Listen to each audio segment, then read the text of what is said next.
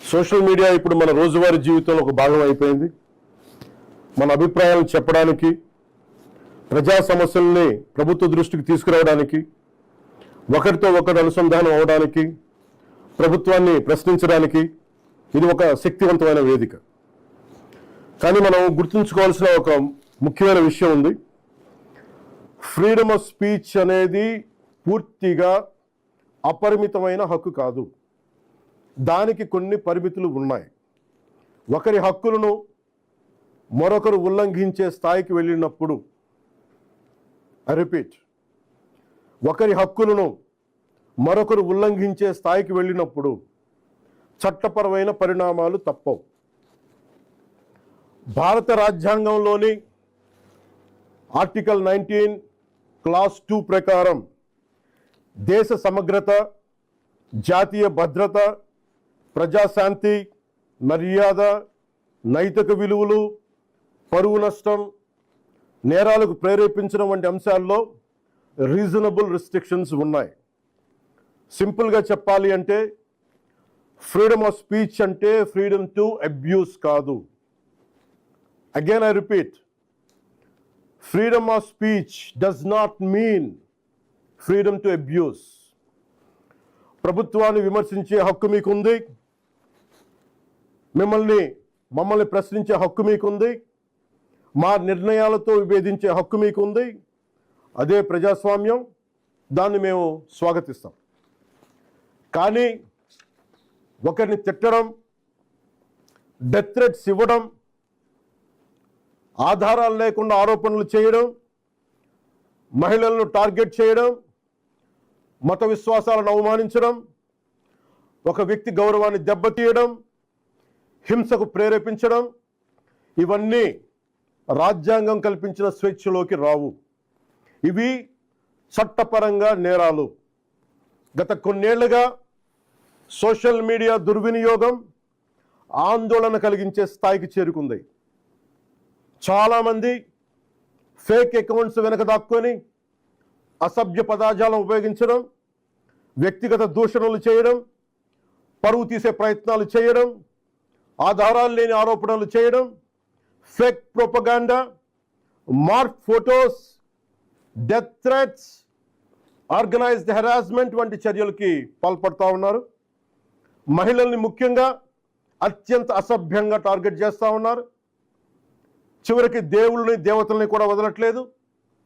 దేవుళ్ళని, దేవతలపై కూడా ఉద్దేశపూర్వకంగా అవమానకర వ్యాఖ్యలు చేస్తున్నారు. ఇవన్నీ కూడా ఫ్రీడమ్ ఆఫ్ ఎక్స్ప్రెషన్ కింద రావు. ఇది హెల్దీ క్రిటిసిజం కాదు. ఇది ప్రజాస్వామ్యం కానే కాదు. ఈ సందర్భంగా ఒక విషయం చాలా స్పష్టంగా చెప్పాలనుకుంటున్నాం. Constructive criticism, fair comment, satire ఇవన్నీ ప్రజాస్వామ్యంలో భాగమే. విభిన్న అభిప్రాయాలను వ్యక్తం చేసే హక్కును మేము పూర్తిగా గౌరవిస్తాం. కానీ malicious fake campaigns, hate speech, criminal intimidation, cyber harassment, organised abuse, ఒకరి పరువును ఉద్దేశపూర్వకంగా దెబ్బతీయాలనే ప్రయత్నాలు, ఇవన్నీ ఫ్రీడమ్ ఆఫ్ స్పీచ్ పేరుతో సమర్థింపబడవు. ఇంకో విషయం చాలా స్పష్టంగా చెప్తున్నాం. నేరస్తులకి, నేరానికి కులం లేదు, మతం లేదు, రాజకీయ పార్టీ లేదు. ఐ రీఐటరేట్, నేరానికి, నేరస్తులకి కులం లేదు, మతం లేదు, రాజకీయ పార్టీలు లేవు. తప్పు చేసిన తర్వాత కులం, మతం, ప్రాంతం లేదా రాజకీయ వెనకాలు దాక్కోవాలని ఎవరు ప్రయత్నించకండి. చట్టం ముందు ప్రతి పౌరుడు సమానమే. నేరం చేసిన ప్రతి ఒక్కరిపై చట్ట ప్రకారం చర్యలు తీసుకోబడతాయి.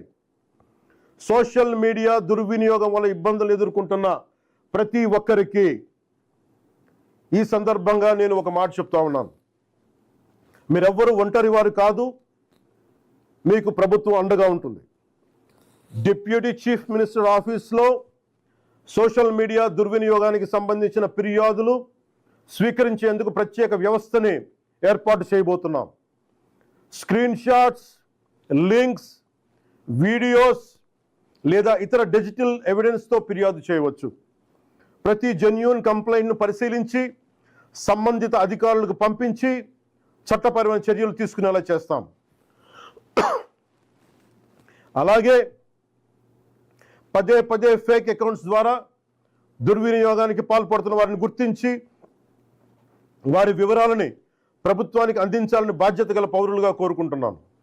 ఇది కేవలం ప్రభుత్వ బాధ్యత మాత్రమే కాదు, మీ అందరి బాధ్యత, మనందరి బాధ్యత.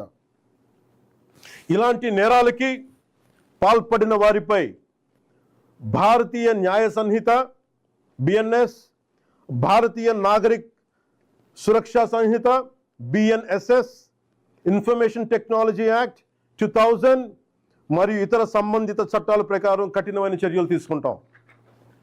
కేసు స్వభావాన్ని బట్టి BNS section 351 death threats, criminal intimidation, anonymous threats. BNS section 352 ఉద్దేశపూర్వక అవమానాలు, గొడవలకు ప్రేరేపించే వ్యాఖ్యలు. బిఎన్ఎస్ సెక్షన్ 353 తప్పుడు సమాచారం, రూమర్స్, పబ్లిక్ మిస్చీఫ్కి దారితీసే పోస్టులు. బిఎన్ఎస్ సెక్షన్ 356 డిఫమేషన్, వ్యక్తి పరువుకు భంగం కలిగించడం. బిఎన్ఎస్ సెక్షన్ 79 మహిళల గౌరవాన్ని దెబ్బతీసే వ్యాఖ్యలు లేదా చర్యలు. బిఎన్ఎస్ సెక్షన్ 299 మత విశ్వాసాలను, ఏ మతమైనా కానీ, బిఎన్ఎస్ సెక్షన్ 299 మత విశ్వాసాలను ఉద్దేశపూర్వకంగా అవమానించడం. బిఎన్ఎస్ సెక్షన్ 196 వర్గాల మధ్య విద్వేషాన్ని రెచ్చగొట్టే చర్యలు. Information technology act sections 66C and 66D fake accounts, identity theft, online impersonation. Information technology act section 67 obscene లేదా అసభ్యకరమైన ఎలక్ట్రానిక్ కంటెంట్. అవసరమైతే information technology act section 69A ప్రకారం చట్టవిరుద్ధమైన ఆన్లైన్ కంటెంట్ పై కూడా చర్యలు తీసుకునే అవకాశం ఉంది.